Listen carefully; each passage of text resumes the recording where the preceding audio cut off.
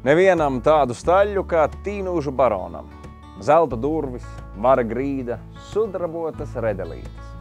Kā vēsta četrinde, Tīnūži jau izsenis bijusi gleznaina vieta ar diženu stāstu. Un šī stāsta galvenie pavadieni noteikti ir cilvēki, kuri savulaik apdzīvoja šo Vidzemes pakalnu. Par lielu cilvēku rosību Tīnūžos, jeb kā senajās kartēs vācu valodā iezīmēts Lindenberg, latviešu mēlē Liepu kalnā, vēsta hronikas, daudzie senkapi un līvu kultūras mantojuma pēdas. Senas vēstures liecības glabā Tīnūžu muiža. Tas ir viens no vislabāk saglabātajiem muižu kompleksiem Ogres novadā, un tā ēkās šobrīd ierīkots Tīnūžu tautas nams, bērnu dārs, lietišķās mākslas studija un darbnīcas, kā arī kultūras mantojuma centrs. Muižas mantojums ir brangs. Tas viss savā varenībā ir pieejams tiem, kuri par seno kompleksu vēlas uzzināt ko vairāk. Piemēram, tepat muižas pakājē ir iespējams ieraudzīt senos muižas būvmateriālus. Tā ir iespēja pieskarties senatnei. Būvējot muižu, šeit ir vesti būvmateriāli, vecie ķieģeļi, vecie kaut kādi dakstiņi, te ir bērts, lai stiprinātu krastus. Un te viss vienkārši ņem un skaties un meklē šīs detaļas, šīs te zīmes, un tas ir tas azarts. Muižas apkārtnē un Tīnūžu pagastā norisinājies arī kāds ļoti svarīgs militārais notikums. Tā sauktā Rīgas operācija.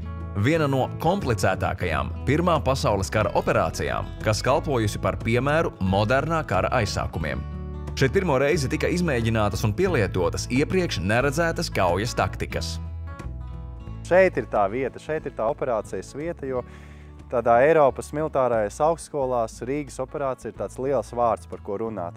Tamdēļ, ka šajā vietā dzimst, tostarp arī dzimst modernā kara koncepcija.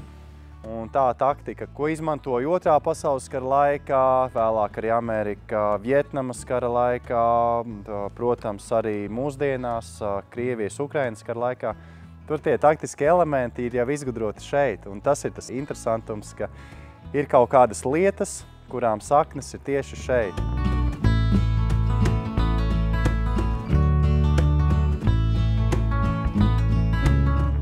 Kābeļkalnu var dēvēt par vietu Tīnūžu pagastā, kur vēsture sastopas ar tagadni. Šeit blakus ir šoseja, katru dienu cilvēki brauc un pat iespējams pat nepaskatās pa labi, pa kreisi, un šī vieta vienkārši vienmēr ir kā tāds apaudzes pudurs. Ienākot tālāk, šis ir viens no vislabāk saglabātajiem līvu uzkalniņu kapulaukiem vispār reģionā. Šeit ir pašlaik uz 21. gadsimtu ir reģistrēti 81 atsevišķs līvu uzkalniņu kapulauks.